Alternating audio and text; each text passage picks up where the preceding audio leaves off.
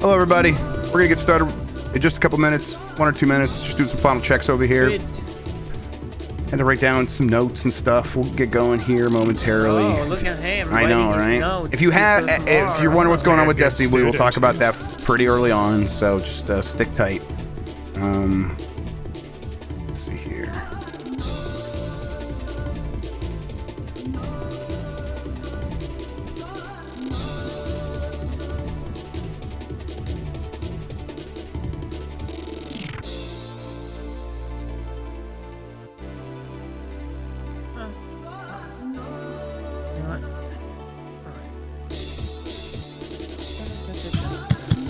I am ready, by the way. Cool. Let me just tweet. I just need this. Just need the music and that's it.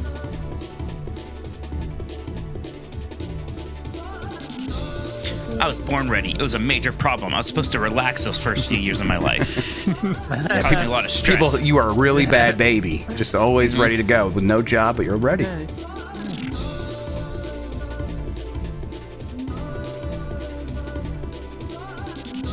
Kind Divide is a free game on Twitch. Tomb Raider Angel of Darkness? Oh yeah. fuck yeah! Some people have wanted that to be a Blyco game. Like, look, I know everyone was disappointed in that game. It's got It's not a bad problems. game. No. It's like, is it really a Blyco game? It's not a bad game. That's Okay. a good game. I guess I should make sure the camera's good. Let's see that. I have to get off of that because that's just Turbo Sean's artwork you got from Evo. And that's too distracting, so I'm gonna get that away. Oh, that. Yeah, I've opened up that channel sometimes and seen that too. I'm like, oh, right. I'm gonna allow that one. Uh-huh. Cody Owens, you get that one. Allow. Just that one time. Oh man, lucky. Okay, let's do this. Right. Let's Yeah, do all the that. music, please. Let's turn the music. Let's test that. Oh, let me get that fixed. Decides. Let's hope for this month. I tested it a couple times. Last time, fucking OBS crashed on me for some reason. Okay, hang on. So let's hope this doesn't crash again. I didn't do this podcast last week, so none of the music's fixed from when the buses broke. Cass. There we go. Music bus. Podcast. So The Cast the Pods. Music bus Podcast. as well. All right. You guys hear that? Maybe not. Nope. Nope. All right. Nope. Nope. Routing. Nope. It's routing. Live routing, everybody. Connecting tubes to other tubes. That? There we go. Okay. Yeah. Yes. I heard it for a perfect. second. Yeah. All right. Bam. Let's do it then. You guys ready? Let's do the ship. Yeah. All right then. Here we go. In. Deglassing. Yeah, do your thing. In 5, 4, 3.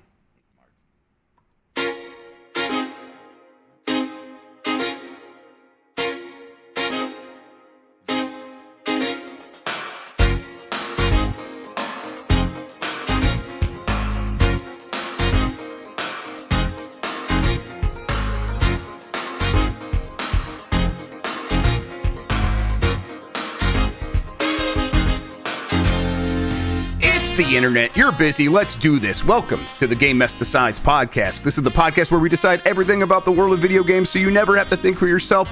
I'm your host, Jeff Grubb, and with me is Mike Minotti? in today's episode, what's going on at Bungie and the future of Destiny. But first, Mike, thank you so much for joining me. How are you doing?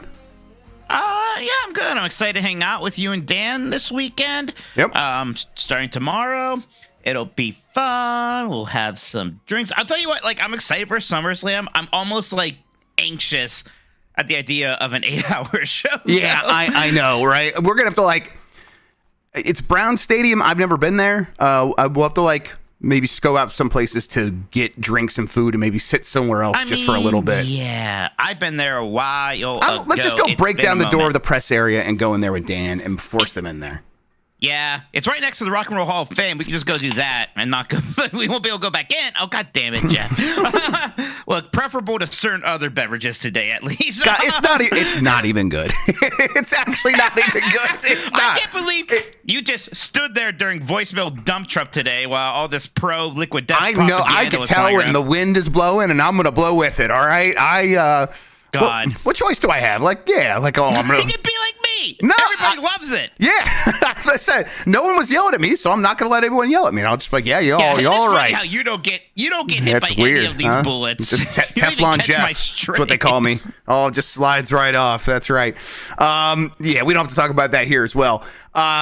Yeah, how's it going? Like, I'm looking forward to tomorrow as well. Honestly, you kind of can't get here too early tomorrow because we're gonna I'm taking tomorrow off, so I'm just gonna go out Yeah, immediately. I took it off, so I'll wake up when I Yeah, wake you up. wake up which when I you wake promise up. Won't be like it won't No, be I know. as, That's what I'm saying. insanely late. I know. That's why I wasn't saying like get here first thing in the morning. I know that's not on the table. I'll probably be there like 2 or 3. Is Yeah, my guess. totally. So and cool. then we'll go to the flats or the west side or something. It'll be fun. Yes. So I'm looking forward to hanging out. It's going to be a good time. I am a little annoyed. It's like, man, it's a busy weekend, and I really did want to spend some time trying to cut down times on my Super Mario Brothers run in Nintendo World Championship. Try to get it under that 6 minute mark. We might all hang out and have our Switches out and kind of just play that game. Yeah, it's possible. At night at some point. Yeah, we just we got plans all night Friday night, and then the show's gonna go on forever on Saturday. But either way, I mean, I'll have Sunday. I think I might that would be a busy weekend. I think I might take the kids to the beach on Sunday after making them put up with Dan Reichert being around all the time. So yeah, you gotta do something for them. You gotta do something, make it up for them. But yeah, I don't know. What do you say we just get into this show? Get the show on the road. Yeah, there's some things to talk about today, huh? Oh yeah. Before we do that, thanks everybody for joining us. Give us a good rating wherever you are listening, and hit the like button on YouTube. It helps people find the show. If you want to ask a question, you could drop a super chat during the show on YouTube. We'll get to all of those before the end of the program. Thank you to Carlos Zain, who is Insane in the Rain Music on YouTube, for the use of our theme songs. Thanks to 1UP vs. CPU for our artwork. You can find more at 1UpVersusCPU.com. We are on Spotify, Apple Podcasts, and wherever pods are caught. Thank you to the mods. Thank you to Christian for producing. And you can get more from Mike and me and support us by going to patreon.com/GameMess. That gets you access to our Discord server, participation in our Q&A sessions and our Game Club discussions, early access to new episodes of Game Mess Jeopardy and Columbros, and of course, all of our shows ad-free. Friendly reminder, you can also become a supporter by becoming a YouTube member or a Twitch subscriber to either of our channels. Mike's been streaming a lot recently. Feel free to go on there. If you support him in any way, you'll get access to the Discord as well and become a podcast producer. All right. Ready to get into it, Mike? I am ready, sir. Let's recap. There was another round of Bungie layoffs. 17% of the studio. This is after the round of layoffs in October, not even a year ago. This is something that's been in the works, even though the final shape came out and performed well critically. It did about the same in terms of player numbers as the Lightfall, but it took 4 more months than Lightfall, so it cost a lot more money to make. And to spend that much more money and see the exact same return, clearly it broke, and really it was breaking even before that. There was kind of no numbers they could do with the final shape to avoid this scenario, it seemed like. So a lot of people laid off. 220 people cut from the company. Another 150 are leaving Bungie and joining SIE. They are being shifted around. And speaking of shifting around, Bungie, going forward, starting now, the process is beginning to basically remove their autonomy. They will no longer operate as an independent studio under Sony. They will be like any other PlayStation worldwide studio under Sony Interactive Entertainment, with Herman Holst overseeing the studio like he does the rest of Sony studios. Those are the basics. There's some other stuff involving, hey, what's going on with these games? What's going on with some of the key leadership? Pete Parsons, for example, what's going on with him? He's still there. And many people aren't happy with that. There's been an outcry from many developers, many of the people that formerly worked there, people caught up in the round of layoffs last time, saying, hey, Pete, you should step down. That's not happened yet, and people keep asking for it, although it does seem like this situation was due to his architecting. He was making bigger promises to Sony, it seemed like, than he could have the studio keep to get more money from the acquisition. And now those chickens have come home to roost, and here we are. I mean, don't forget, Jeff, Sony bought Bungie for billions of dollars, right? Yes, billions. They were not paying for just Destiny 2. No. Some of that was obviously Marathon, but there were a lot of things promised, and some of that was this idea that they were going to help out and manage maybe all of Sony's live service games. In that letter, Parsons talks about, we had this strategy, like we had so many things starting up, we had so many things cooking, basically, and it sounds just kind of absolutely wild. And sure, some of it is just bad timing, right? That a lot of this kind of was in the middle of development when we're in this big downturn.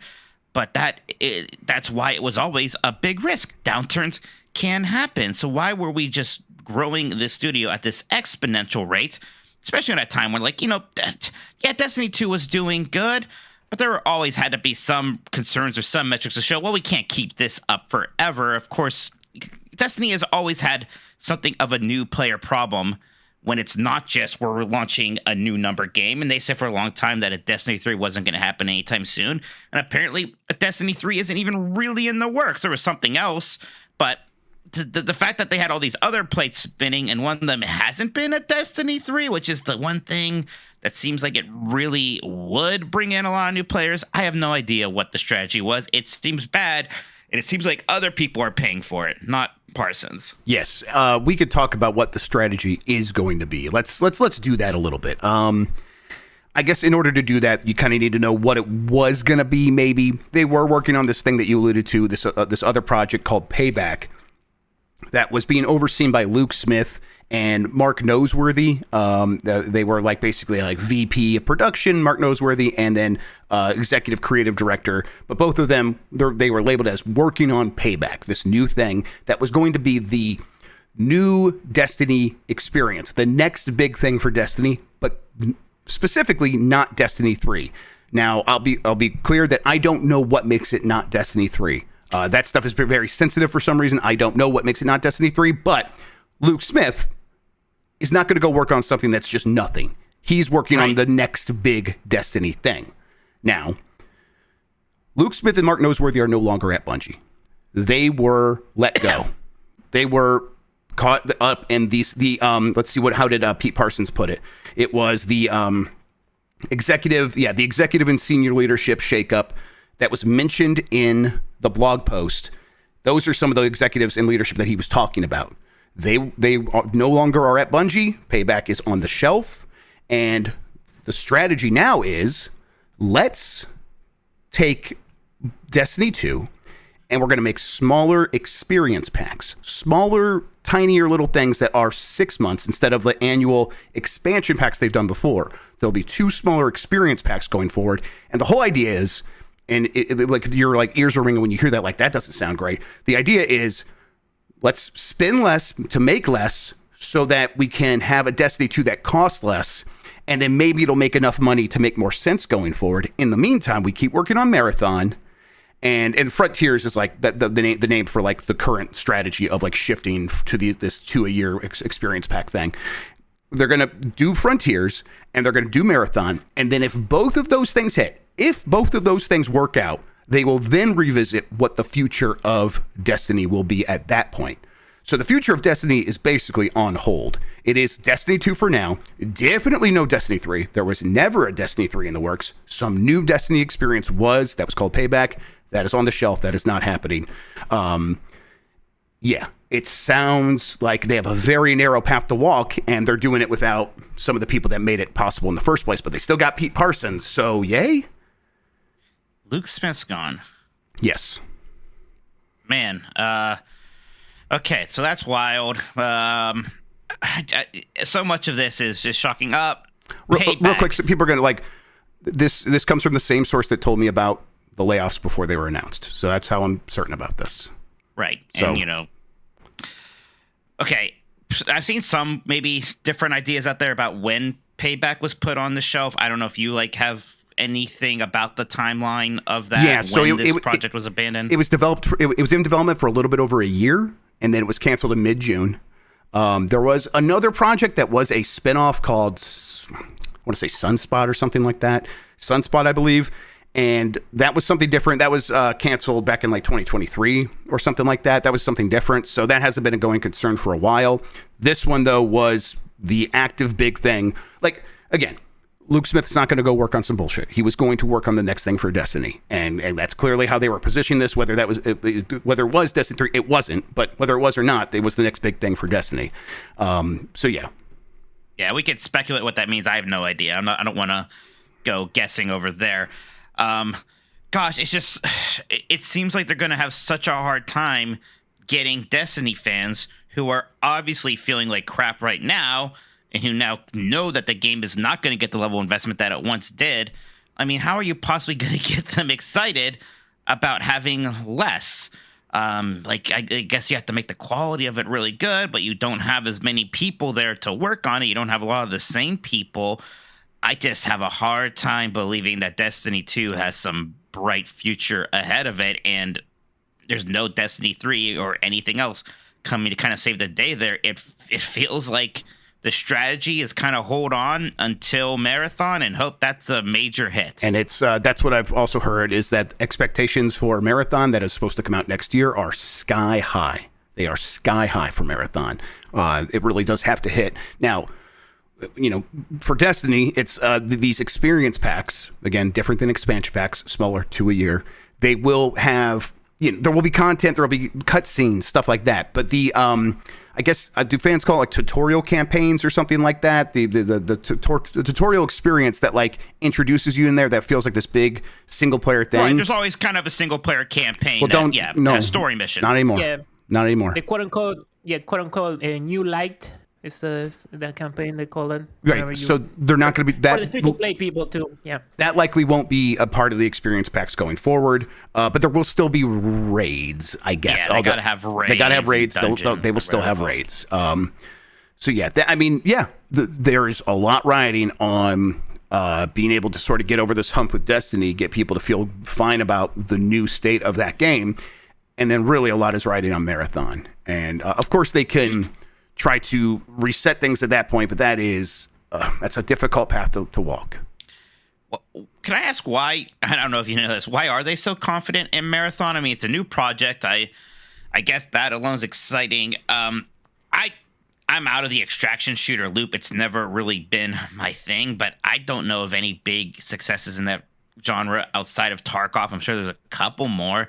What is it about Marathon that is going to be so mind-shattering? I mean, just the fact that it is Bungie's like other new thing since Destiny, and before that it was Halo, so they don't do new things too often, I guess. But still, if this thing comes out and now isn't a hit, oh no.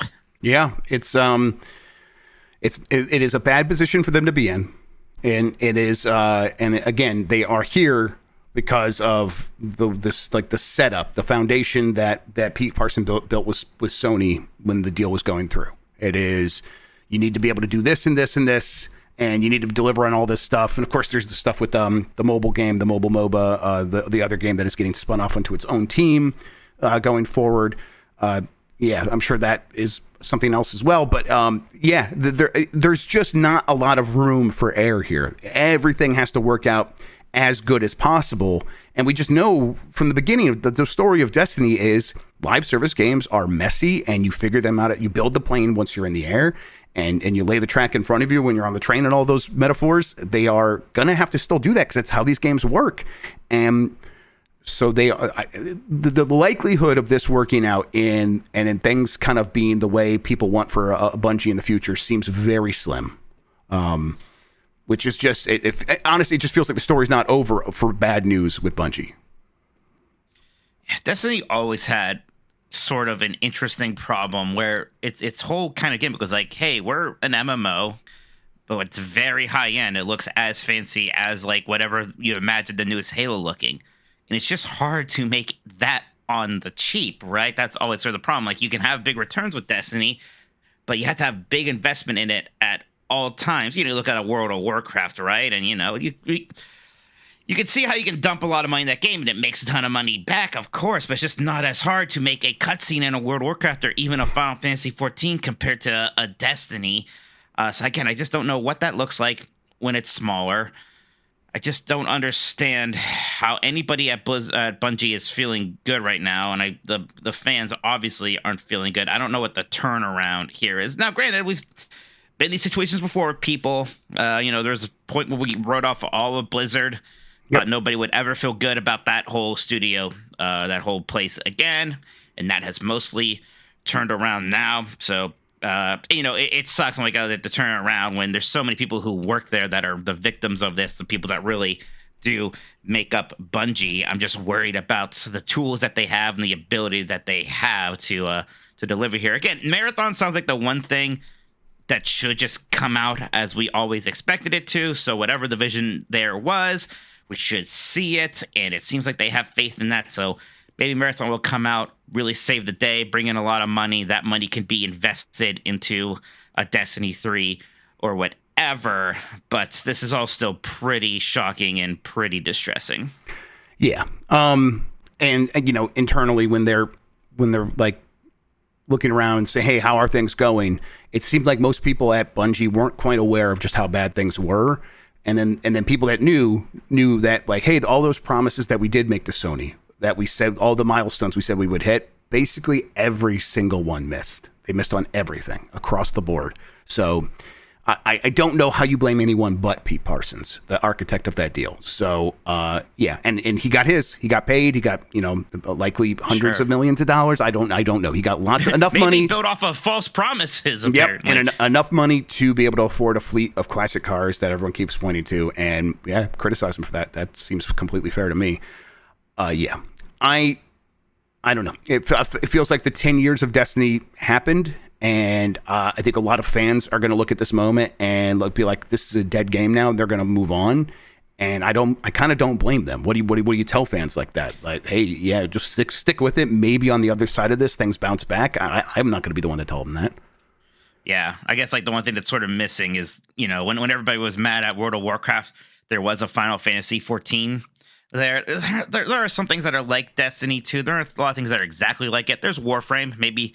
People can go over to that, and that's a game that seems to be getting, still a pretty good amount of investment. Things like TennoCon happen, at least as an outsider. It seems like people are happy with that.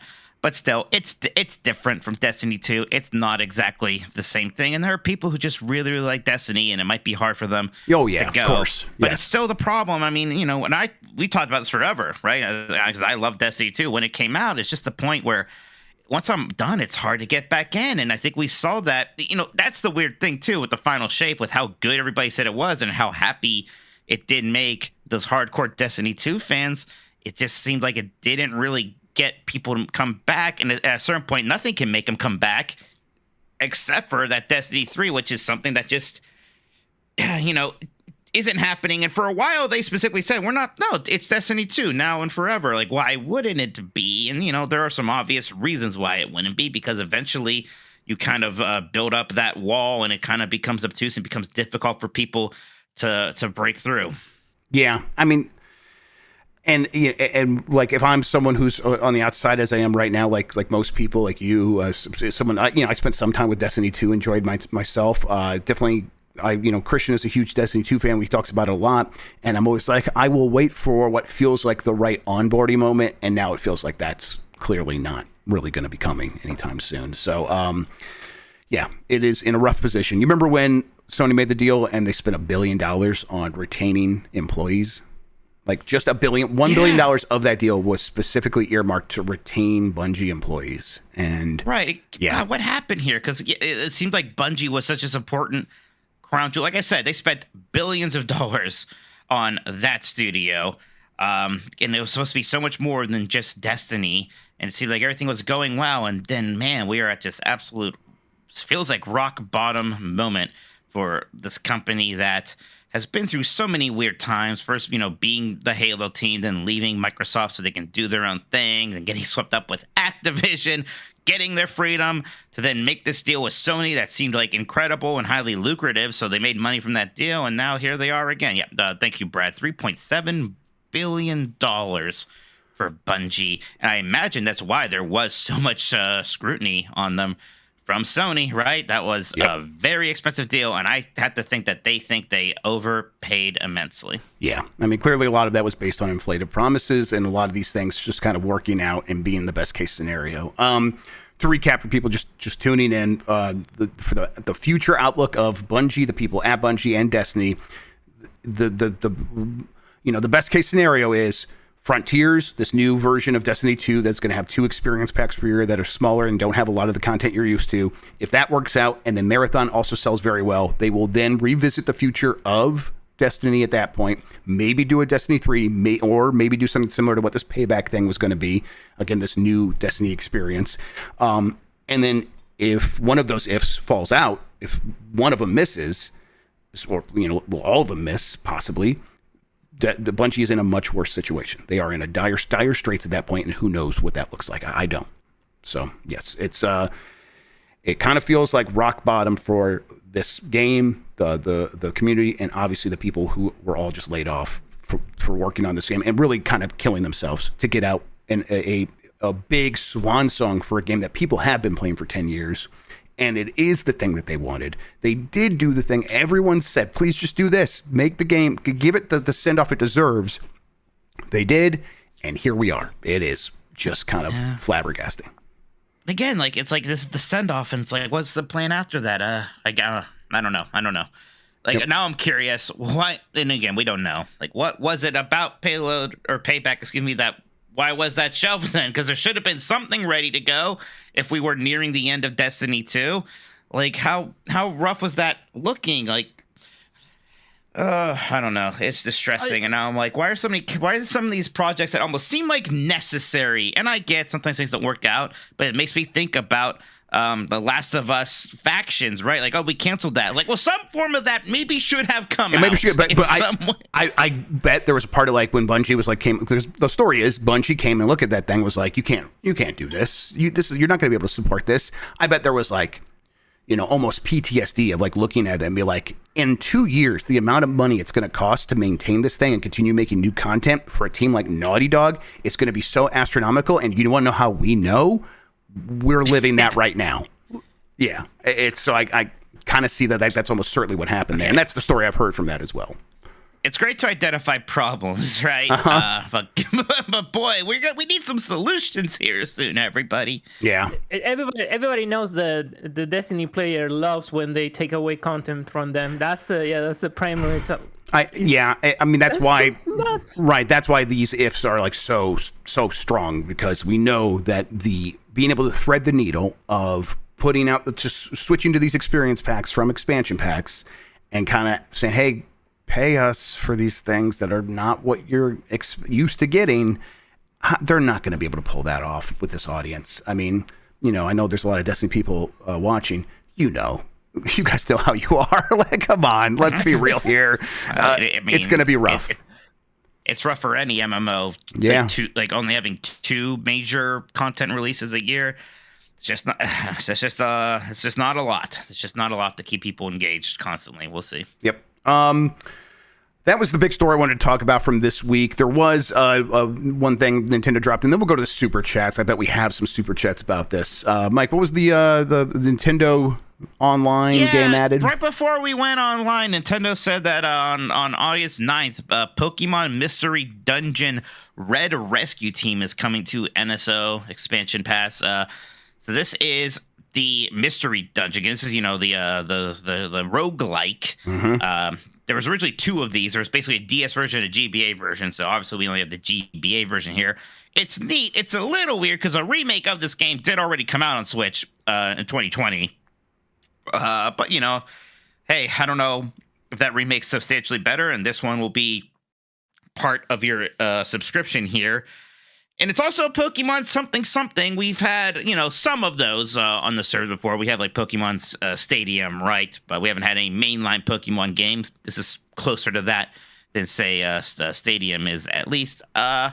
So it's interesting. It's weird, too. It's just the one game that they've announced. Yeah, I kind of was hoping if they were going to do this, if they were going to sort of break the Pokemon seal a little bit more, it would have been here's all the weird Pokemon games, or 5 weird Pokemon games, like Pokemon Pinball. Pokemon Pinball. Yeah, absolutely. I mean, I think The trading card game, is that on the Game Boy one right now? I was just actually thinking that as I was saying, there's some Pokemon games. I forget. I think that trading card game actually might be on the thing. I might be making it up. I hope it is. It's great. Yeah, it is. Someone's asking what my cool it time is. I think it's like 10.08 or something like that. I might have got it a little bit lower than that. I'm pretty close to the world record. Pretty close, but not there. The card game is already on NSO. Okay. Thank you, Sean. Right. So they got that. So yeah, maybe there weren't quite as many of the ones that I would have been super excited for. But yeah, I kind of was hoping for a little bit more. But I've never played this. I would probably play the remake still if I was going to. But I don't know. This is cool. Whatever. I'm just glad that more Pokemon games are on the table for potentially coming to Nintendo Switch Online. All right. I just what's more third-party Game Boy Advance games? There aren't a ton of those on the service. Yeah, yet. it seems like Nintendo's maybe lost their appetite for that a little bit, and I wonder if it's sort of if they reinvigorate that when they have a Switch 2 to justify maybe spending a little bit more money to get people excited about that again. Now that I look at it, I don't think there's a single third-party game on the Game Boy Advance library. Which, all the other ones have some of those, at least. Some of them have more than others. That's kind of wild that there's just all straight up Nintendo stuff for Game Boy Advance. Right. I mean, is there on the N64? Is there? Because the Game Boy Advance. Winback. Okay, right. I would like to apologize to Winback, of course. Iggy's Wrecking Balls. How dare you erase Excuse me, you're Iggy's right. Wrecking Balls. God, That's I'm a piece of shit. significantly more than Game Boy Advance. Yeah, infinitely console more. That I much more associate with weird third-party games, to be honest. All right, what we're going to do now is we're going to take a quick break. When we come back, we will talk about the Super Chats that people have right after this. All right, I'm good to go. Yep, I'm good to go too. Just let me get the stuff here. All right, I'll bring us back. All right. And we're back. Mike, you have a list of Super Chats in front of you from the good people in the YouTube chat. Why don't you go ahead and hit us with some of those? Sure thing, boss. Big Fresh 37 here says, obviously, the Bungie employees are the real victims here, but it sure does suck that I feel like after 8 years, I got to find a new home game. Yeah, it's kind of what I mentioned before. There's not just a lot of things that are exactly like Destiny 2. Sadly, Anthem did not work out, right? And I think that scared a lot of people off the genre. And then, there's things that, were make half-hearted attempts at it, like Avengers and Suicide Squad, and we saw how that worked out, too. I mean, this whole genre is going to be in a rough slot. The hot new thing is the First Descendant. I see a lot of Destiny players moving to that game, but I don't know how much it's gonna last. Yeah, when I think I was just talking about the First Descendant in a meeting earlier this week, or this could have been on content. I can't remember, but I was checking Steam database, and it has still 100,000 active users, daily active users, or concurrents on Steam or something like that. But you could see also the last 30 days, and all of the games around it are maintaining the same number of players each day. And the First Descendant, obviously still early on, and it's going to probably be losing players, but it is. It's kind of quickly declining. So I wonder if it's going to be able to keep people around. Obviously, that's an open question. That game is very grindy, so eventually the people that get tired of the grinding is going to leave, and the only people that's going to stay there is the crazy ones. Right. They want to play for hours and hours to get one character. So I don't know. I have a feeling a lot of the Schluters of the future will be from Korea. Yeah, stuff just that region where it's maybe they can make these things kind of look slick and polished in a lot of ways, but that are open to the grind, with appealing to an audience that is accepting of the grind. Yeah, accepting of the grind and of free to play online store stuff. Yep, exactly. A lot of that. Big Fresh also says, really wish DICE would jump over to doing free-to-play Star Wars Battlefront instead. Battlefront 2 had no content from the Disney Plus show, so there's lots to mine from. I know that they're talking up the next Battlefield, Jeff, and it's kind of man, you had 2 strikes on Battlefield recently. Good luck with the next one. I would definitely prefer a new Battlefront. I like Battlefront 2 a lot, a game that just kind of never really had much of a chance because everyone was so mad about the loot boxes. I'm not saying that you shouldn't have been, but whenever I played Battlefront, I actually had a pretty good time with it. Yeah, it ended up being a top 5 best-selling Star Wars game, if not the best-selling. I think Battlefront 1, the new Battlefront 1, is the best-selling Star Wars game, and then I think that's like number 2 or number 3. So it did well, but they had even higher expectations and all that stuff, and of course they were expecting to make a lot more money from those loot boxes that got ripped out of the game. I mean, I think a free-to-play Star Wars Battlefront or something like a Star Wars Battlefront, like even a Battle Royale, something like that, a free-to-play mode would be very cool, but I don't know. We should just go play Battlefront 2. I mean, it's still online. We should make a TNT of that or something. That would be fun. Be fun. Go ahead. Zoomer says, this week in gaming news, if you understand money but not video games, you will be bad at making money through video games. Jim Ryan and Olympics. Yeah. It definitely seems that way. I mean, Jim Ryan is responsible for a lot of the positions that Sony is in right now, but I don't necessarily know if I would lay much of the blame for what is happening at Bungie at Jim Ryan's feet. But that doesn't mean, Sony still has a lot of problems in front of them because of the Jim Ryan decisions. Still Jim Ryan's #1 fan and defender, huh? Yep, yeah, he's a beautiful man. Grug says, Mike said he's going to be streaming Dark Souls until Game S mornings. Hope he didn't lie about that like he did about watching Love Boat. I actually said Game S mornings instead of Game S decides. And I don't even have one tomorrow, so you'd be streaming until Monday. Oh, shit. Oh, no, I guess I'm not going to SummerSlam. Yeah. Sorry. Yeah, well, honestly, you'll probably beat Dark Souls by then if you kept streaming like that. I'm actually pretty close. It wouldn't take much longer, no. Daily Beating says, excited to try SteamWorld Heist 2. You all play or planning to? Yeah, we both got to play it at Summer Game Fest. And I got a review code, and I've kind of had it there, but I haven't touched it much. I regret that, but maybe, we'll get it on content and play it there. But yeah, we played it at Summer Game Fest, and I liked what I played. I think what they did is they said, like, they gave me 2 saves, and hey, play with this one in the early game, and here's much later. And they're like, this is 30 hours in. And I'm like, I don't know if I need to be playing for 30 hours. And just kind of hearing that, like, threw me off my game a little bit. That's a possibility. Yeah, exactly. So, but I know I like SteamWorld Heist. I like SteamWorld Heist 1 a lot. What I played of SteamWorld Heist 2, I think, is even better. Like, they made some good choices. So I will be spending more time with it. I never played the first SteamWorld Heist, but I enjoyed SteamWorld Heist 2 a good bit. And it's got I think it's got the high seas vibes that I think you might like more. Exactly. Yes, I like the kind of piratey, more adventure-y thing going on with it for sure. Casual says, Dear Decider / Pina Colada likers, are there games that you'll always associate with summer? For me, it's Wario Land 4 and Curse of Monkey Island. Love you. Ooh. Those are fun. Curse of Monkey Island. Man, it's interesting. I don't know why I love that game, but I don't really associate it with summer. I don't know if I have any games that I just straight up associate with the summertime. Even like games that kind of feel summery.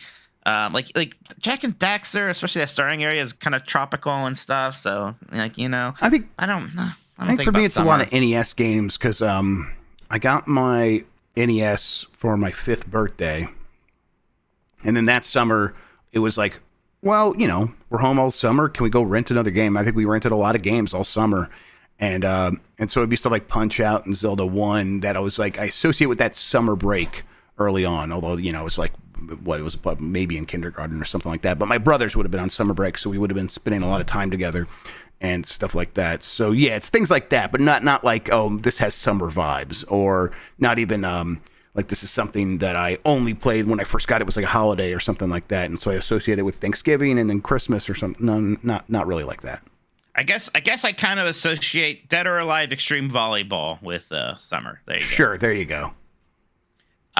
Joey F, thank you so much for joining the Lincoln tier. Thank you, Joey. On YouTube. Appreciate that. Ali Miracle says, came into some extra cash thanks to weird home things. I now want to own one of the newfangled handheld PCs, mostly for backlog emulation of Final Fantasy 14. Should I just go for the OLED deck? If it's mostly for emulation of Final Fantasy 14, probably, because the battery life on it is so much better than anything else. I have not looked too much at that ROG Ally X. If you want to make sure that you have easy access to everything else just in case, maybe that's the one to go for. I will say the one thing I forget how much smoother this is on a Steam Deck or not. On the ROG Ally, like whenever you're updating things, it's like 3 different apps you have to open up. There's like Windows Updater, then there's the ROG Ally one, then there's like some other thing on the Windows Store, and like go through all of these like every few months to make sure everything's up to date or something's going to break horribly. And that's quite a process. It's a pain. Yep. Yeah, a little bit. Yeah. God, if you are kind of getting in and you want to make sure that it's a consoleized, easy experience, Steam Deck has really, really honed in on that. So I'm still a big Steam Deck fan. I use it all the time. Jacob Bench asks, will there be any content from this weekend? Yeah, I don't know. Are me and Dan work's not paying for us to go out there in any ways or anything like that. This is all us, but we'll probably take some pictures and maybe if we get some time, we'll make something. I don't know. No promises. And if we do make anything, chances are it'll end up on this YouTube channel. So we'll see. There you go. Yeah. Casual says, put this towards the Mike Plays Infinite Wealth Fund. You deserve to experience virtual Hawaii with Ichiban Kazuga and friends. Jeff, back me up. No, I know. I think he'll really like it. Yeah. I want to get to it. I sometimes remind myself when I look at a price. I'm not paying that. I have to remind myself how much money people give me on here sometimes to play video games that they like. I was like, okay, I guess I could put some of that back towards the video games and not just spend all of it on Arby's. Well, most of it though. John Crawley asks for this first super chat. Thank you. You all played 9 Souls yet? Seems like such a Jeff and Mike coded game. I literally booted it up because Barrett, I think, talked it up over Kind of Funny, and I was trying to get him to play something. So I'm like, I'll play this if you play this. And I have not really played much of it, but I think it's another great Metroidvania from this year. I think there's another one that someone was just playing. I think Mary might have mentioned on a Fire Escape, another Metroidvania game that's very good. It's an embarrassment of riches in that genre right now, but I will check out 9 Souls for real soon. Yeah, I wish it was on Switch, so it doesn't have that yet, but I could just, I have this Ally. I can do that. I'm going to need things to play, considering I'm flying to Germany soon, so one way or another. If yeah, even on the plane, even I might be playing video time. Games on this plane. Yeah. Yeah. Connor Wood says most Lego games are in a Humble Bundle for $20. I just don't know how much I care about Lego games anymore. I gotta be honest. Did you play one back in the day? Because it's like if you did, you played it. Then you get it. Yeah. It's like I liked that first Lego Star Wars. Right. And then they were all they would trick me sometimes. Like, oh, here's the Lord of the Rings one. Well, now I'm very excited. And then I would play. I'm like, wow, it's this again. It's cute. It's charming. It's nice to play with kids. But I also just it's not. It's not in my top 500 of things I want to play right now. Yeah, the Star Wars Complete Saga one, or I can't remember what it's called. I played quite a bit of that. It's very well done. And it looks better than ever. The Legos look realer than ever, and stuff like that. So I think that's still worth calling out and saying they are making improvements, and that one's sort of the culmination of everything. And at the same time, you're right, Mike. You do not need to go check it out. Yeah. There are things I can do. And then Tyler James Bass is going to Hakatua on that Astro controller. Right with that one. I get it. Excited for that controller. Yeah, me too. When is that go on sale again? August 6th or something like that? August 8th? I will be there day one, ready to pre-order. Yeah, it's funny because the last time I bought a special controller, it was this Starfield Xbox one. When I ended up liking this controller a good deal more than the game, but this is my main PC controller. It's a great controller, though. I use very nice controller. That's what I use on the PC over there, and I still like it quite a bit. That's it for Super Chats for now. If you all have any more questions or comment, you can still send in a Super Chat. We will read it before the end of the show. All right, from Chuktowski right here, it just says, tip for good reporting and vibes. Thank you. I did do a good job with all that reporting. Thank you, Mikey. We appreciate it, bud. You're welcome. Chuktowski. Good looking out. Yeah, well, it's still rough in the video game industry, right? It's still I think, I was doing the news earlier this week for Game S Mornings, and I was looking at GamesBeat, and Dean did a story. It's like someone's saying hey, things are slowing down in layoffs, and I'm like, that's those are the magic words, and that happened, and then 15,000 people laid off at Intel. It is a fucking fire out there still. So.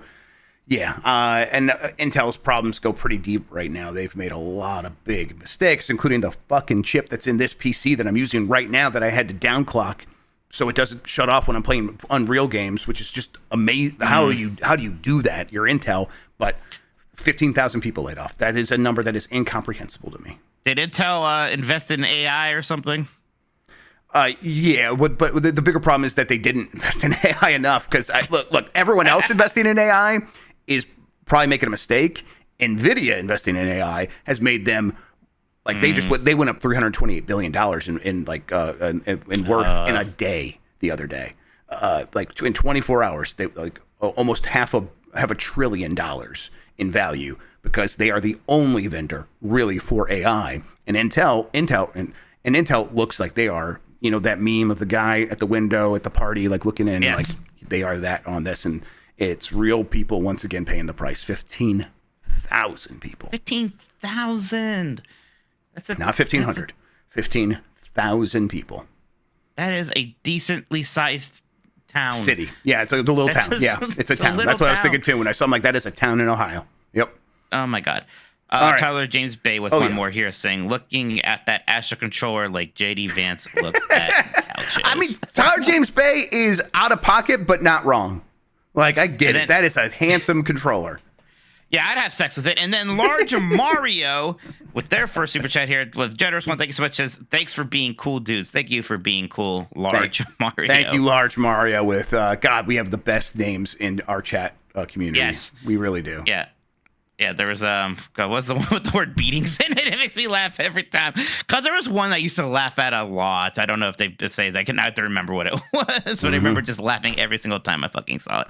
All right, that's it for super chats for now. Again, you can keep sending those in. We will read them before the end of the show.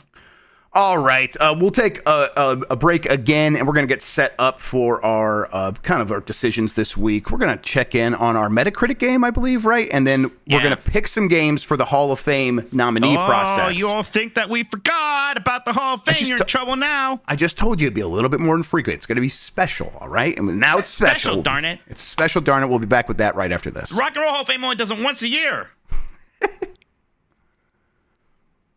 I mean, we can do it once a year if you want to. No, okay, maybe that's a little. Maybe that's not enough. We might be close. I'll take Penny when he gets it up. Oh, man. Right, Path of the Teal Lotus. I did see that, Cody Owens. That's the one that Mary mentioned. And honestly, I'm like, that B overscore. What is that? I don't know. The BO Path of the Teal Lotus. I saw that. I'm like, that kind of reminds me of Nine Souls. So I wasn't sure if I was conflating them.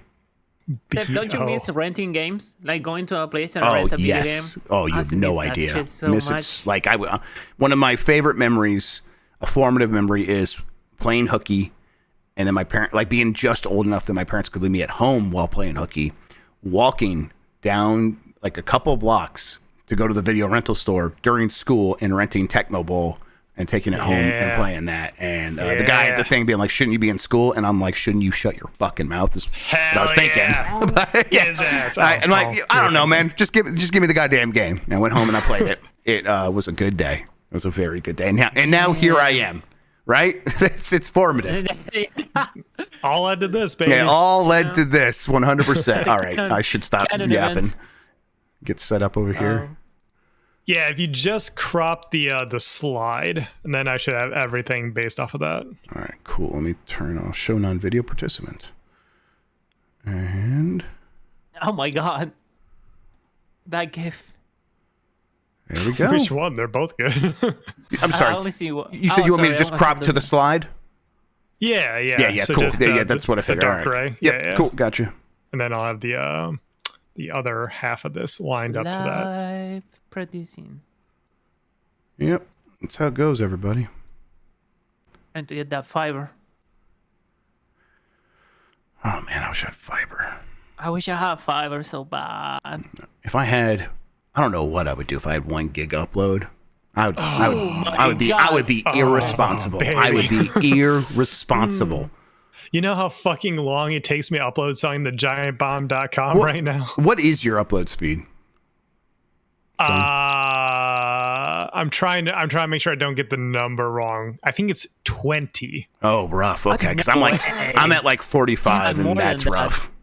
No, Christian, it's bad out here, man. Yeah, we got they're just like, no one ever needs to upload stuff. Yeah, you're just a consumer. You consume. It's 200 down, 20 up. So yeah, that's why it takes me so freaking long to get anything on the site, everybody, when Jan's away. A guy I work with, he lives in a place where fiber is available, and he you just pay the guy that installs the thing just out of pocket. Hell yeah. Like, Yeah, yeah. that's how we used to do it back in the day. Like, you would tip the cable install guy, and he would give you the descrambler for the porn channels. So yeah, that was exactly what I said. Like, that was the good. Those were the good old days.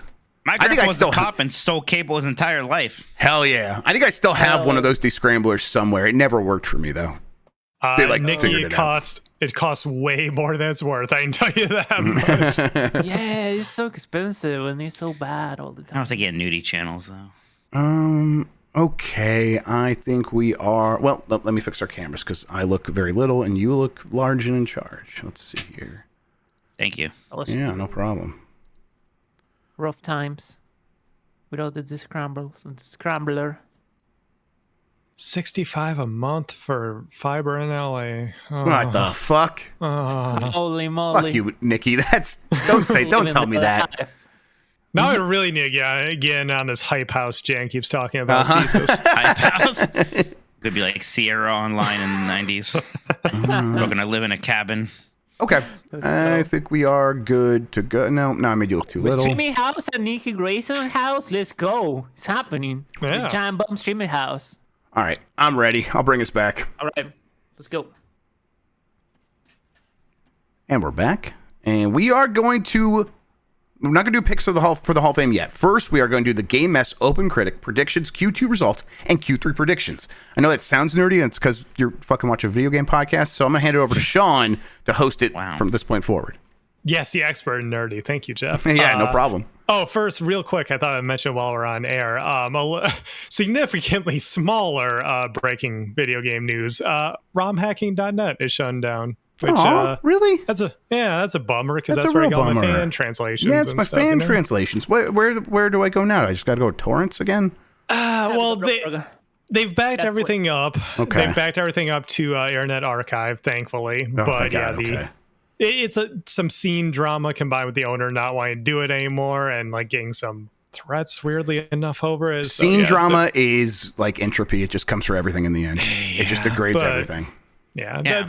The modders will find a home after this, but it's gonna take a while, so yeah, bummer. But community trucks on just like we truck on with our OpenCritic game here. I know a couple of weeks back y'all had Bob on to do some of the Metacritic stuff. I think you did a really good job. Yeah, he did great. It was a lot of fun. Yeah, and here we have sort of the related game that the Uncharted Wolf does for us. As always, is presented by me, Turbo Sean, executive produced by Hideo Kojima himself. The rules, in case anyone has forgotten, is that every quarter, the Game Mess, both the boys here and then the community members, which we'll talk about. Oh, you good? Yeah, it's back. We're good. It won't be one of your shows about hitting the wrong button. That's right. Yeah. The rules were that both the boys and the community were given a list of 10 different games coming out in the second quarter of 2024 is what we're going over here, with the task of predicting their OpenCritic scores. Scores determined by the top critic average over there. Whoever gets closest to the score gets 1 point. And if you predict the score exactly right, you get 2 points. And finally, if you didn't think the game would come out by the end of the second quarter, you can say will not release and get double the points. Friendly reminder of where we're sitting at right now. After quarter one, Mike won that quarter, and then over in the community, Lewis AG and Fish and Love won over there. Sounds like bullshit. So that being said, let's get into these results. Game number one was Aiden Chronicle, 100 Heroes.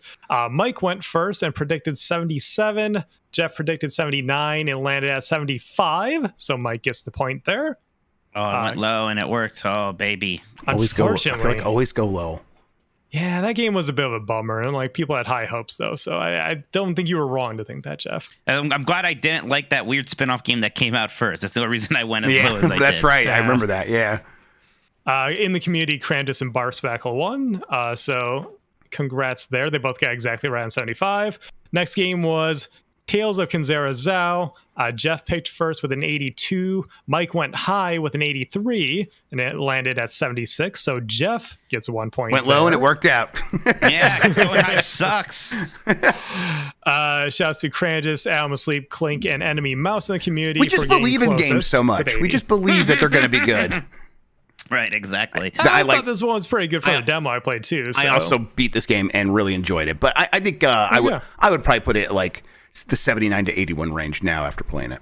This also came out after Prince of Persia. That's so exactly what I was going to say. Yeah, a little bit. Going uphill a little bit. Game number 3 was Sandland. Mike went first with 80. Jeff went with 79, and it did go low with 74. I played the demo of this. 80. I no matter what, I would have believed in it. I played the demo, and I was like, I'm like, I remember at the time when this happened, you're like, I went 80. I'm like, I'm going 79 because I played the demo, and like, it was like pretty clear that it was going to be worse than we were expecting. Maybe I thought there was going to be some like Akira Toriyama like bump for honestly, it or something. 74 is better than what I was really expecting after playing the demo. People said that the game is much better than what the demo is. From what I've heard, this seems like the strong 7 we tend to talk about, where it's like, this is a fun time. It's just not amazing. Honestly, so 74 is a really good score for one of those. This is Namco, right? The Bandai Namco anime game. 74 is pretty good for that. Considering what Elka did last, better than that. This Liquid Death sucks. It sucks. Which flavor did you get? It's Bury It Alive. Oh, you hear that, everybody? Jeff hates Liquid Death. You should all get mad at him. It tastes bad. It's just overpriced sparkling water. Yeah. Oh, don't say it's overpriced. They yelled at me for that, too. Wow, I didn't know you hated alcoholism. What was it? Alcoholics, Alcoholism. Yeah. Alcoholic, there we go. Meanwhile, I'm sitting here with my pineapple coconut sparkling water from Kroger that I got for this 40 cents this cost me? Hell yeah. I can't believe Benny Yellow came at me too with the freaking I could drink it at a party and not be judged. Like, who's judging you? Hollywood people, Mike. It's like you don't even know Alex. Yeah. Game number 4 is Stellar Blade. Jeff went first. You got it fucking exactly right. Mike predicted 82. Such a stellar. You're so into Stellar Blade. You're so obsessed with this game. Of course, you got it exactly right. You knew. Mike, did you even play it after that one stream you did? No, I played it once. That was it. It was all right. It wasn't bad. It was like, 82 seems right, maybe. Sure. Stellar Blade Mark is right, Nikki. That's what he is. Yeah, that's what I gave it. I said it was an 8 out of 10. Yeah. Funny. Louis AG also got exactly right with 82. Game number 5, Homeworld 3. Mike went first with 84. Jeff went higher with 88, thinking there'd be a selection bias there. I remember you mentioning that. But it went low with the 77. So it was a backfire in the selection bias because the fans were not happy with this game. Yeah, I forgot this happened. I mean, that's a rough one. Homeworld 1, 2 are below, but they came out a long time ago. It's not like, it's not a different world now. Was it because I told you it was kind of cool?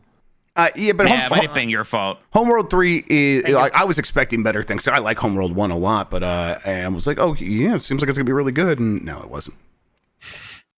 Let me see. I don't know if I said Warrenclyffe and Clink got it in the community with 78 as their prediction. Game number 6 was Senua's Saga Hellblade 2, a game we absolutely love around here.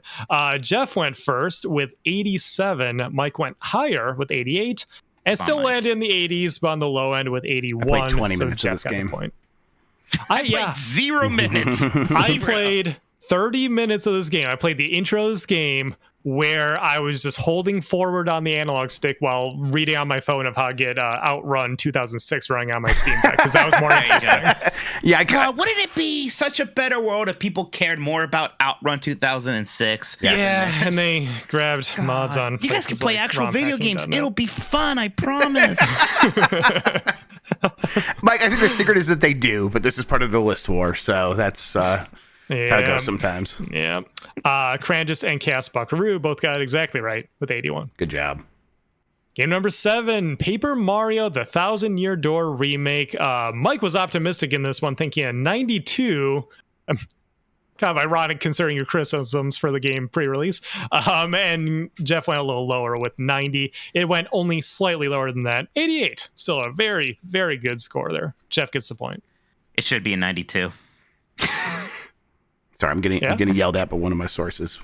I mean, what'd you do? He just wants me to give some more detail. So there will be more Bungie talk, everyone. There you go. We'll do that. We'll do that a little bit in a little bit. Oh, stick around, everybody. In the community, a whole bunch of people got exactly right with 88. So shout out. Somebody tell that big Destiny channel to come back. Game number 8 was Shin Megami Tensei like Sensei 5 Vengeance. Jeff predicted an 82. Mike predicted an 85. And it went way higher than that. You want to talk about selection bias? This 89. was the selection bias pick, yes. Yeah, absolutely. Mike got the point there. Higher than 1,000 your door. What the hell? By 1 point. Shouts to Jamie H for getting it exactly right with 89. How many reviews Man, I does don't that know have? exactly where you are right now, Jeff, but we have to be close. Do we have a... yeah, we don't have a number. of You mean reviews, in so terms of I don't points? Oh, it's right there. Excuse me. It is close. Yes, for the audio listeners, Mike is ahead by 1 point. It's 5 to 4. Yep. Yes. There we go. Thank you. Game number 9 was Shadow of the Erd Tree. Mike went first with 95. Jeff thought it would be one of the highest rated games of all time with 96. It was 94. Don't act like that's And it was absurd. 94. No, I'm just saying the difference. The difference on Metacritic and OpenCritic not between 94 absurd. and 96 is pretty big. But right, no, I know that. But also, I was in a tough spot where, like, Mike, I think I wanted 95 so bad. I was in a tough place in life. Yeah, I was in a rough. Yeah, that was a rough couple of weeks. If you wanted 95 real bad, you could have got 94 and gotten it exactly right. Or I could have just also said 95 because that's one of our rules. There we go. Anyways, yes, the titular just stupid rule. Mike gets beautiful. 1 point there. Beautiful and a whole game. bunch of people in the community got 2 points for getting exactly right. Game number 10 was Luigi's Mansion 2 HD, where Jeff went first with 80, Mike predicted 81, and it went on the low side with 78, so Jeff gets 1 additional point. We really need to go lower more, man. It almost always works. Community winners were Beefhammer, Laser Wolf, and Warren Curtis, all who got exactly right with 78. Still so close. And the results there are Mike wins 6 to 5. Shit! How is that the last game of the quarter? Can you believe if I didn't get Stellar Blade exactly right, it would have been a tie? I feel like that shouldn't count. He's or you have to go play Stellar Blade immediately. One or the other. That's fine. That game's an 82. I don't mind playing it. Yes. I hate this game. I don't want to play. As always, I am going to just do a slow scroll through the community results because we do have a lot of people playing over there. So if you want to see exactly how you did, you can check the video version there. But in the long run, what matters is that Jamie H, Christmas Eve, as Jeff likes to call them, won this quarter. So congrats to Jamie. Well done. And congrats, Mike. Good job. Yes, thank you. Yep. But you're going to have to win the next 2 now if you want to try to tie it up. I mean, should we sudden do it death. by like winner of the quarters, or should we just add up all of the totals for the end of the year? What we always do is that if someone takes more quarters, they win, and if it's a tie in quarters, then it's whoever overall got closest. You got to win the next 2 to have a chance now. All right. Okay. All right. Well, we're doing that, right? We're picking the games now. Yeah, because we are moving on to the quarter 3 predictions. Well, let's pause here. so I could do some research about what's coming out. That's where you yell at me, Mike. That's where you yell at me. Come on. Yeah. At first, I thought you said let's pause because I'm going to say more spicy things about Bungie. Well, I'm going to do that in a little bit, and not that spicy, but yeah. Yeah, absolutely not. I have not given this a single thought. I'm just going off the cuff, and I'm going to win again. So maybe we should try to be more like me. All right, I'm going to try to be more like Mikey, everybody. Let's see how that goes. Be like Mike. As always, the rules for the quarter apply. So same rules from last time apply to this one. The deadline for the community, by the way, is when the first game in this list gets reviews. I had to cut 2 games from this list because we've been delayed so long for scheduling and moth-related reasons and doing all this. So it's going to be a slightly smaller pool of games here, just so you know. Fair enough. Mike, your victory lets you go first, and then it will be snake pick from there. So, Mike, I need you to tell me what you think Black Myth Wukong will get. Oh, gosh. It's hard. It's like... Because even Liza P, which everybody's like, that's hard, the best Jeff. Souls-like ever. Thank you, Pass Me. Even like that has like an 82 or something, right? Or not like super high. And I don't know if this is going to be as good as Liza P. Maybe it'll be around there. You know, maybe I'm just feeling that good old... The 82 did me right last time, that's for sure. I think I'm feeling another 82 here. We'll say 82 for Black Myth Wukong. Okay, 82 from Mike. Jeff? God, that's such a good pick. Because I also think it'll be around 82, and 81 is like go lower, but is it really going to be like a 78, 79, 80, or 81? Like that's like maybe the possible range I think it could be in. But also going higher is usually a bad move. We tend to have a more faith in these games maybe than not that they deserve, but than what is appropriate. But I think I'm going to go. I am going to go with it. I'm going to say it's going to have an 83. Yeah, 83, going a little higher there. Gotcha. Going a little higher. Okay, game number 2 is Concord. Jeff, is your turn to pick. Fuck. Yeah, I'm glad you're going first on this one. That sucks. I mean, the facts of the matter are we didn't like it that much, but there was positive stuff. Right, exactly. I like it. We know. Man, I don't know. I feel like there is a stench of death on it that will affect how people feel about it, even if they like it. So I'm gonna go with a 75. Just going 75. Got it. I think it could be so much lower. I'm going to go 70, and I could even go lower, but I think 70 would be good enough if Jeff's going that high. Okay, gotcha. Game number 3 is World of Warcraft: The War Within, and Mikey gets to go first. Okay, interesting. The last expansion, very well received. I'm not like super into necessarily what's happening here, but I think people are excited and feeling good about it. I want to say an 86. Okay. Strong choice. Jeff? 86 is okay. Yeah, I feel good about an 85 then. A lot of these could come out and be very high, but I think there's a good chance it's like, no, that's really good, and then it ends up like an 84 to 85 range. So I'm going to go with 85. I feel good about that. Okay. Game number 4. I forgot this is coming out this quarter. I'm excited. Visions of Mana, Jeff. Yeah, that demo just came out. I wish I would have played it. I was like, even thinking about it, playing it. I'll go with, I'm going to go with an 81. Okay. Mike? Yeah. I played this back at, was it PAX East? And I think it's fun. I think it's cute. I think it's simple. And I think that's going to not gel with a lot of people. I'll go 80. 80. Okay, a little lower. Got it. Little lower. Game number 5, then Star Wars Outlaws, Mike. Well, all right. It's hard, actually. This is tough. Yeah, I mean, I got to play 5 hours of it at least, so that's something. That's true. And I enjoyed Insider info. Oh, so this will be Right. cheating. So I have something to complain about when you get this one. All right, good. There you go. I mean, you got to find the things to cheat to bitch about. Exactly. Jeff, you know? Yeah. I mean, That's what I I'm have to best remind at. myself that even Jedi Fallen Survivor was like a low 80s, right? And like it seems like everybody kind of holds that in pretty high regard now. So I don't think it's going to be some super ridiculously high Metacritic thing. I think some people are going to find the gameplay perhaps a little lacking in depth in some ways. I want to say an 83.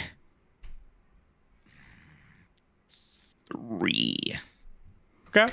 Yeah, I think I'm just going to continue the strategy of going a little bit lower. I'll go with 82. I feel pretty good about that because I think this one that could very easily end up a 78 or an 82, like anywhere in that range. Yeah, I think there might be it'll be a little Ubisoft I think it's fatigue. Yes, the Ubisoft thing, it will hurt it with a lot of like those tertiary reviews from like smaller sites, I think. Right. And Star Wars sentiment is just at an all-time high. Exactly. Right now, People right? love that. Yeah. Yeah. I think have a really hard time to get up to that 85, 86 range, especially, but even in the mid 80s might be hard. All right. Game number 6 is Astrobot, or as the Uncharted Wolf puts here in parentheses, God. Just literally God.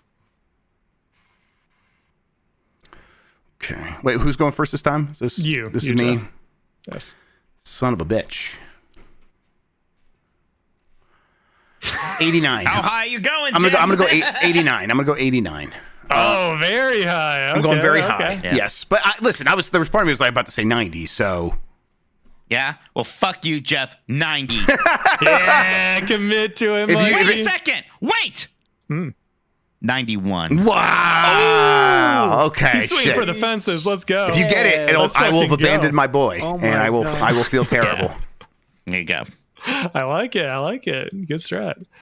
All right, next up, Warhammer 40K Space Marine 2, Mikey. Or the Emperor. Oh boy. Oh man. Gosh, I haven't really been following this. I feel this is embraced, right? This is an embraced game. I'm not helping you.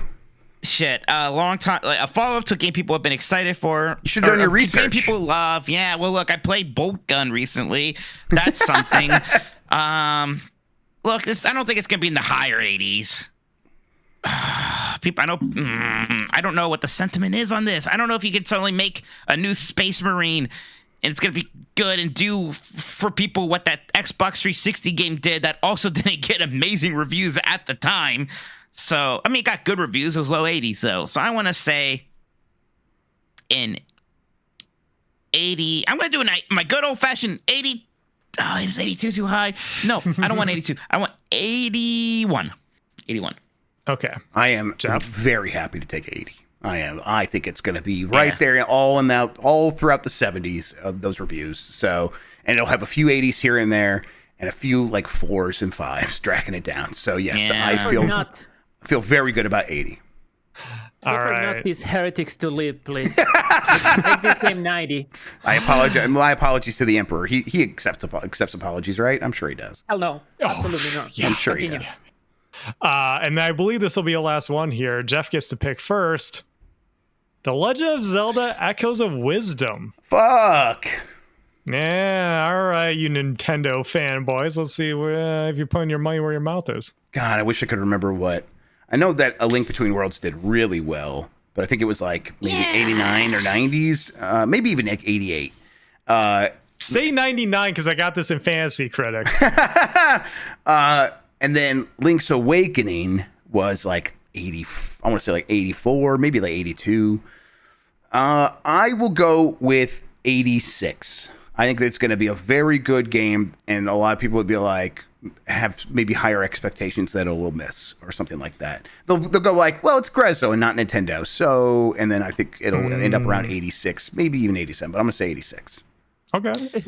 Jeff is like, the people is going to be wrong for saying that this Yeah. not high. Yeah, that's exactly right. Thank you, Christian. Yeah, I mean, I kind of agree with Jeff on everything, but I think he's still went a little high. I think 85 will be better, maybe even lower. Really? possible. Okay. It's possible. I mean, I think it's gonna be a good game, but I think this is like, I don't want to say that like the quote unquote stank of Princess Peach's Showtime is still there, or like link these games together just because they star women in franchises that usually didn't. But I don't know. I'm a little worried that like some people are gonna perceive it as simpler. Link's Awakening did in 87. I wasn't expecting that. On OpenCritic. Everyone liked it more than you. Well, I love All it. right. It's one of my favorite games of all time. Okay. Not the remake. Well, a summary for the audio listeners. For each game, Black Myth Wukong, Jeff said 83, Mike said 82. Concord, Jeff said 75. Mike went notably lower with 70. World of Warcraft, War Within, Jeff said 85, Mike said 86. Visions of Mana, Jeff said 81, Mike said 80. Star Wars Outlaws, Jeff went with 82 and Mike 83. Astrobot, 89 from Jeff, 91 from Mike. Warhammer 40K Space Marine 2 rolls right off the tongue. Jeff went with 80, Mike went with 81. And last but not least, The Legend of Zelda Echoes of Wisdom. Jeff took the over with 86, and Mike with the under at 85. What I'm taking away from this is we don't have a ton of confidence in Concord, but otherwise you think this is going to be a good quarter. Yeah, I think a lot of these are going to be good games. I even think Space Marine 2 is going to be pretty solid. My honest opinion of that would probably be like, maybe like a 74 or whatever, but I think that's pretty good for that game. I think Saber's developing that, so that's why I was like willing to go like, yeah, Mike is not like in outer space with this or something like that, but it's still I'm probably high on that. Still probably not going to be like Right. mid 80s or anything like that. All right. Hope you All guys right. have fun in that Jeff wins, so it's competitive this year. Oh, go fuck yourself. nice little closing message. I like a lot of the quarters last year, just not most of them. Last year ain't this year. Yeah, shit. Last year, I believe you guys tied, and it came down to the tiebreaker. Yeah, that sounds right. Yes. And I think it was also like a comeback for me a little bit. I can't remember exactly. Might be. We'll see. I really like this game. I think it's fun. It's fun. I have a good time with this one, except for when I lose, which has been often. I like when I win. Yeah, so it's been pretty bad. All right. I think what we'll do now is let's pick some Hall of Fame nominees. We haven't really discussed this at all unless you've thought about it more than I have, Mike. But what we normally do is, and I'll read what we have in the Hall of Fame here in a second, everybody. But let's just kind of start the process. What we do is to keep it sort of in a way that makes sense. We kind of hone in on an idea, a category, a genre, a console, something along those lines. And then me and Mike pick 4 games from that. And then we have you guys vote. And then the top 2 get into the Game Mess Hall of Fame.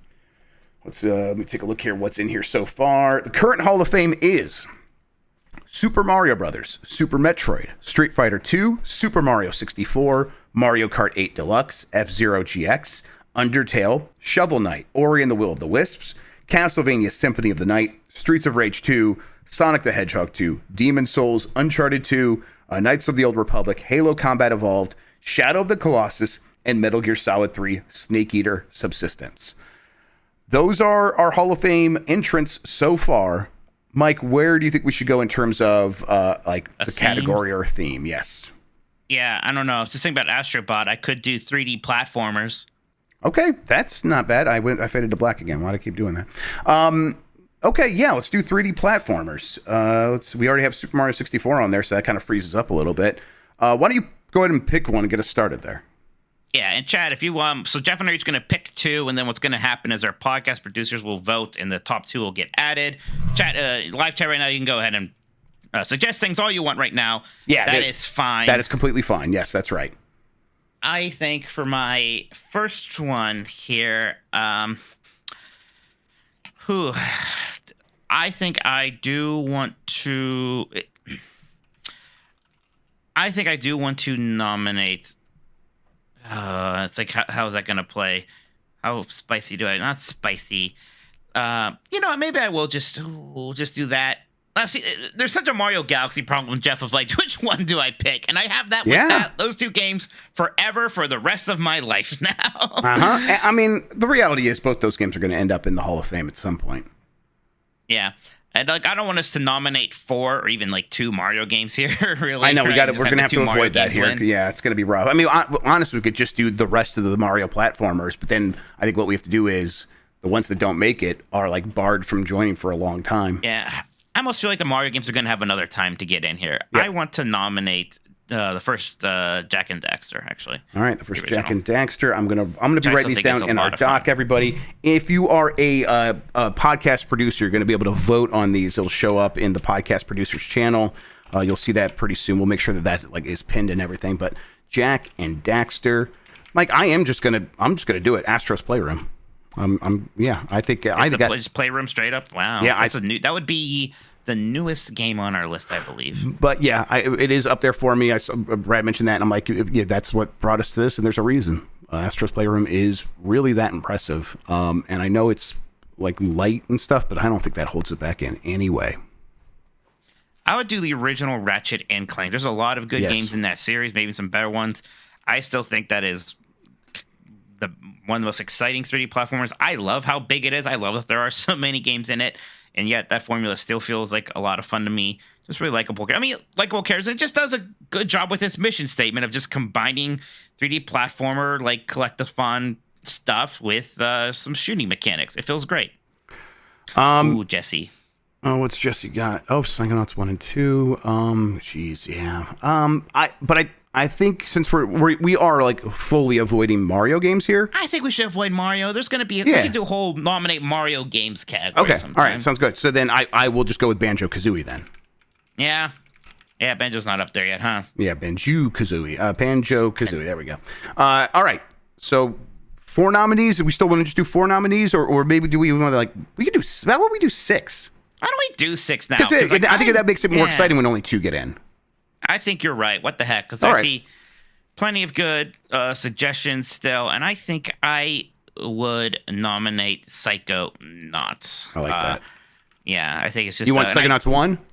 1, yeah, 2 is a little new, and 2 is like it's very similar. It's better, but Psychonauts 1 was incredibly interesting. I think it does a great job of like introducing a higher quality of writing and kind of character stuff than we had seen in these games before. You do keep bringing this up, and I haven't really thought about that, but in Hall of Fames, the way it normally works is there is a grace period before you can be in the Hall of Fame. Like I know in hockey, it's like you have to have retired at least 5 years ago, and that's for professional hockey. So if you like go play somewhere else, like in the Russian league or something like that, you still have to wait for that to be done, and then 5 years later, do we want something like that? Is Astro too new? I don't think we need a rule. I think Astro's maybe pushing it a little bit, but let's not do anything newer than that. Okay, all right. And, you know, I think people should maybe consider that when they vote. If you think it's kind of too new, then don't vote for it. Okay. Well, let's just say the cutoff is 2020 then, right now. Okay.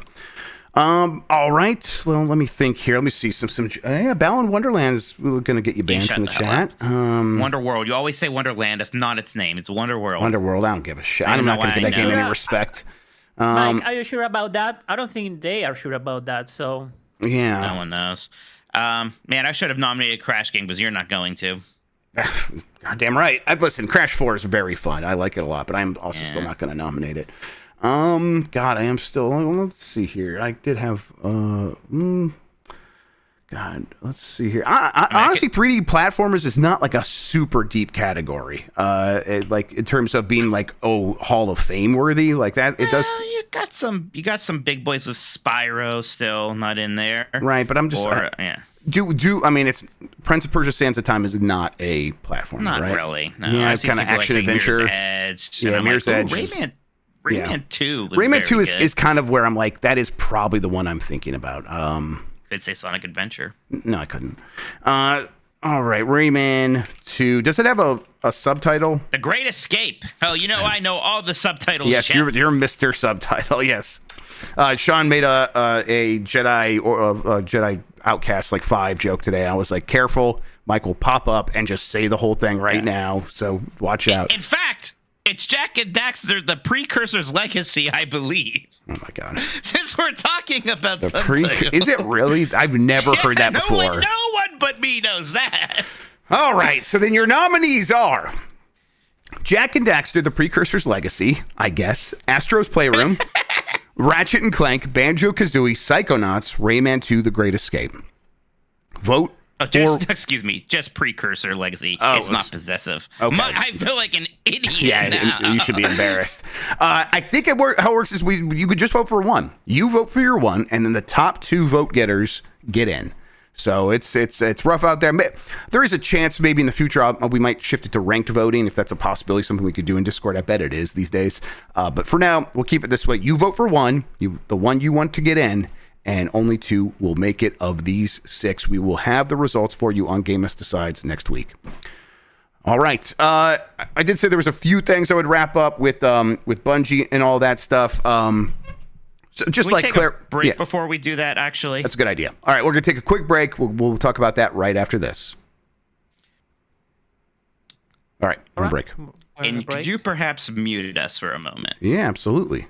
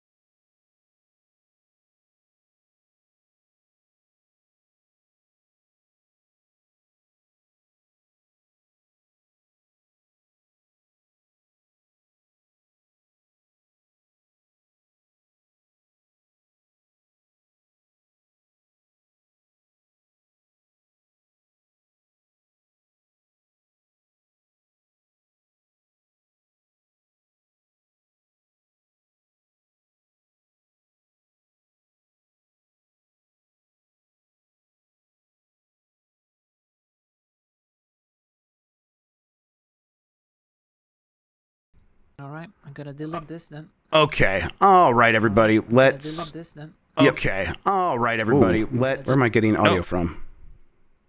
Getting double audio? No, are we good? I think it's dead now. Yeah. Okay. All right. Cool. All right, we are back, everybody. Let's actually bring it back for real, though. Okay. All right. All right, we're back, and as promised, a little bit more on Bungie information, stuff like that. What I want to make sure that I'm clarify. I'd double checked with my source. It might not. It's probably not accurate to say that Luke and Mark were laid off or but they left as part of the restructuring. The difference there being they probably were understood what was happening and left of their own accord or made their own separate deal. I don't exactly have the details into that, but saying that they were laid off might not be the best way of putting it. But they are no longer at Bungie though. Also, if we're wondering why payback is doesn't it make more sense to just invest in whatever's next for Destiny? Why not invest more in payback instead of Destiny 2 and keeping that going? When I talk to people, the way they put it is that would just cost so much more money, and Bungie does not have the liberty, cannot take that liberty right now. They have to be cutting costs first. That is the number one priority. So, that's what's going on. Also, I know Tom Warren is out there saying Avowed might have been pushed to Q1. I can't 100% confirm that, but what the rumblings are, that does sound like that's probably right. You saw Avowed was not playable at Gamescom, right? Yeah, that's not a good sign. Yeah, I mean, if it needs to be delayed, I'm glad they're delaying it. But you're right. Sure. I hope. Well, it's not a good sign for it coming out this year. It's not for the game, whatever. Yes, and, right. You know me, I'm the one person who seems to be excited for Avowed sometimes. So. Right, and I hope it comes together. But it sounds like it could have actually moved to Q1. At least that's what Tom Warren's saying, and I usually trust Tom on those things. Yeah, Brad Lynch has a good point in chat. It makes sense to maybe get out of the way of Dragon Age. Yeah, it does seem like a good idea at this point. Okay, let's see here. Let's see. Okay, all right. Yeah, Mike, what have you been playing? A lot of Dark Souls, actually. I've been streaming that a lot. It's it's one of the best games ever. Everybody's right? It's a ton of fun. I am enjoying it a good amount. Got to go to some iconic locations. I also got to go to a place that everybody seems to hate, this kind of underground lava section. Everyone's like, oh, this is where they ran out of time or something. And yeah, it wasn't the best place in the world. It wasn't too bad until I got to the final boss of the place. And it wasn't even really a boss you fight. You just kind of have to hit a few weak points while he's swatting at you. And the floor crumbles below you. You can fall to your death. So it was fucking dumb. So I didn't like that. But aside from that, and still some of the annoying runbacks after you die, mostly just been having fantastic time. It's a hard game to put down for sure. I would agree that they would be annoying. I haven't spent too much time with games like that. I've done it in some games. Do you see any sort of poetry or whatever to the runbacks? The only thing I can imagine about it would be well, it's exciting because it's risky because you might lose your souls if you die before you can get back there. Well, then even once that happens, you still got to keep doing it. It's at a point where I was like, man, just take my souls away the first time I die to a boss and spawn me by the door. That will be the tax I pay. It's just because and sometimes there's not even any enemies on the way. So no, not really. There's no benefit to it, and that's why it's just not a thing in Elden Ring for the most part, right? That's why they invented the Stakes America, and even without the Stakes America, the bonfires are more plentiful and more generous with how close they are to bosses a lot of the time. Right, in Elden Ring, you're saying, yeah, right. In Elden Ring. Yeah, I've been watching you play here and there, and I don't know. It looks like a lot of fun. I do want to spend more time with it. I had started up when you did, but I'm like, oh, that would be fun to stream actually. So I think maybe once you're done doing it, I might give that more of a chance. I tell you what, people like watching. Yeah, they've been fun streams. Yes. What's the plan after this? Is it hey, we've got the From momentum going. Do you kind of go to Dark Souls 2, 3, or whatever? What are you thinking? I want to go to some of the other Souls games eventually for sure. And I was kind of wavering, do I? Part of me was like, oh, I kind of want to play Dark Souls 3 because everybody seems to really like that. Whereas Dark Souls 2, it's either people are upset about it or they're like, oh, it's not that bad. But guilt is probably going to make me play Dark Souls 2 before I do 3. Maybe I could justify doing Sekiro first, but I probably would just do Dark Souls 2. Maybe not right away. There are a lot of things I want to play. I still have to beat Kingdom Hearts 2 for my December stream. There's a game called Final Fantasy 16 that I am really thinking I need to go and finish and play through. Things like that. And also been getting a hankering to play those other Mega Man Legends games, Misadventures of Tron Bonne and Mega Man Legends 2. I tell you what, I would love to watch that if you were going to stream that. That would be fun. I'm in such a mood for those. Sean Johnson's like Capcom video that came out a bit ago, and he just raves about them. And I was like, man, when I played Mega Man Legends 1, that did freaking rule. So, you know, there's only so much time is the thing. And these are big, beefy games. I'm about a bit like 22 hours into Dark Souls 1.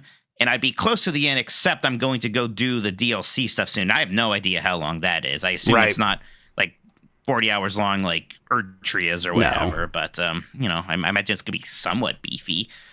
So I probably still have like 5-6 hours at least left in there. Cool. Yeah, those have been fun streams. I've been enjoying them. Yeah, for me, it's been, I played, Thank Goodness You're Here. Talked about that on the Nintendo podcast earlier this week. It was great. I'm still thinking about it a lot. Now that it's out, everyone should check it out. I think it's worth playing through for sure. And then it's still been in a lot of Nintendo World Championships and things like that. Because that's like when I've been busy this week. That's the one I like just pick up when my brain's like, I have a couple minutes. I want to play something that is so easy for me to pick up and try a couple runs. And I'm doing the thing where I will have a half an hour and I will be trying the same like Mush Zoom 2 thing and trying to shave off 2/100ths of a second.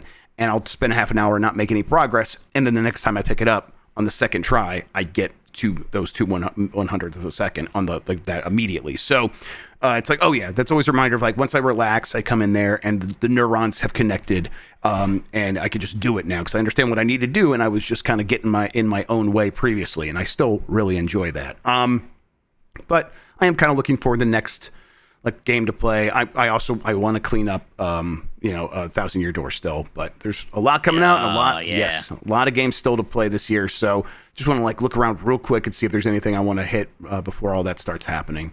But in the meantime, I don't know. We'll get through this weekend with SummerSlam, and then on the other side of it, I'll start looking for that game. I'm excited. Yep, absolutely. All right, Mikey, do we got any more super chats? We did. Let's see here now from Big Fresh 37 says 343 should be calling Luke right now. A lot of possibilities there. Hopefully, we'll see what happens. I did see 343 was like one of the studios that mentioned like, hey, we're hiring, by the way, so could be interesting. Yeah, it could be.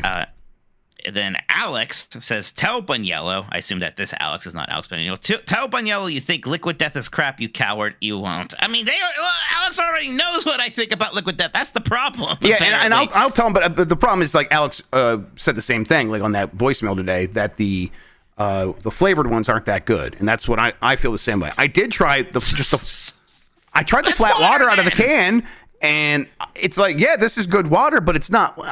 I don't get the way people are like, this is just so much better than any other water out of any other device or vessel. Like, yeah, it's cool out of an aluminum can, does feel colder. I do like that, sure. But I don't think it's as good as fast food water in a cup with ice. Like, that's even better. So I'll just get that. And that's $1/4 if you want the large cup. I don't know. Is any other super chats, Mike? Looks like that's it. All right. Looks like that's it. You know what, then? I'm going to hit the button. Let's get out of here. Hit it, baby. What do you got going on this weekend, Mikey? Oh, yes. Yeah, wait. Actually, you're right. Christian, can you mention that thing real quick? Yeah, Matt Rare Monkey is a friend of the community. Is running a GoFundMe to raise some money to help his partner do some like medical stuff that they need. So I'm gonna be blasting the chat with the GoFundMe. So please support them. Help them out, please. Matt Rare Monkey's been there for a very long time. We want to be able to help our community out when they need it. We take care of our own. I've already sent a donation in there, so please take a look at that, everybody. It's going to be on the podcast description on everywhere, so please. There's the link right now in chat, so check it out. All right. Yep. We're going to be hanging out this weekend, Mike. I can't wait. Gross. I mean, yes, it'll be fun. Be a good time. Yeah, SummerSlam is going to be a lot of wrestling. What time should we get there? Like, what? God. I don't know, because some people are like, it's not really going to be 8 hours long. It's going to be 4 hours long. And I'm like, well, why did they... I mean, there's a pre-show and stuff, but I mean, I guess I kind of want to be... Chris Pratt Chris Pratt said everything's gone to shit since we stopped stomping loot bugs. You're right, Chris on. Thank you, Chris, so much. God, you're so cool. God, you know, I know it's not possible, but it'd be so amazing if it was just actually Chris Pratt. Wouldn't it? There's a chance I would die. There's a chance that I would laugh so hard that I would die. I would never suffer another bad thing said about that man. He would die. We'd be boys for life, 100%. Maybe stopping so many loop. Like the one time where I did laugh, well, there's been several times where I laughed, but one of the times I laughed the hardest, where I almost blacked out, was Chris Pratt named as Mario's voice actor. And so, I remember you almost died. I almost fell out of my chair, for shoot. Actually, almost the black spots in front of my eyes because I stopped breathing because I was laughing so hard. It was an amazing moment. So yeah, thanks, Chris Pratt. Glad you're always listening. It means a lot. All right, everybody, we're gonna get out of here. You have a safe weekend. Take care of yourself. Have a good one, and goodbye.